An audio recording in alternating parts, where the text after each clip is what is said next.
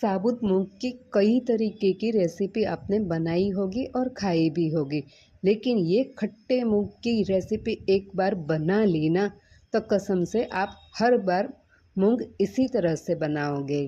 तो इसके लिए करना क्या पड़ेगा, मूंग दाल को ओवरनाइट के लिए भिगो के छोड़ दो। मूंग दाल में पानी, नमक, हल्दी और तेजपत्ता ऐड करके इसे प्रेशर कुक कर लो।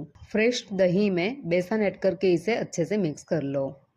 बेसन बहुत ज़्यादा ऐड नहीं करेंगे, 3 से 4 चम्मच ही ऐड करेंगे। लम्स फ्री इसका बैटर रेडी कर लेंगे। अब एक कढ़ाई में थोड़ा सा तेल गरम करके इसमें ऐड कर लेंगे राई, जीरा, हींग और बारीक कटा हुआ प्याज।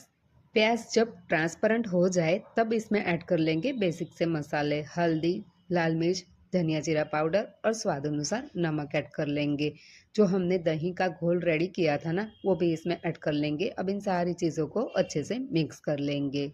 कंसिस्टेंसी सेट करने के लिए थोड़ा सा पानी ऐड कर लेंगे और लास्ट में ऐड कर लेंगे बॉईल किए हुए साबुत मूंग। अब इन सारी चीज़ों को अच्छे से मिक्स कर लेंगे। तो है ना एकदम सिंपल और आसान सी रेसिपी। अब इसे सर्व कर लेंगे गर्मा गर्म भात के साथ। गर्मा गर्म भात, खट्टा मग, એની ઉપર થોડું ઘી। તો કેવી લાગી તમને આજની આ રેસીપી? રેસીપી પસંદ આવે તો પ્લીઝ લાઇક અને ચેનલને સબસ્ક્રાઈબ જરૂરથી કરજો।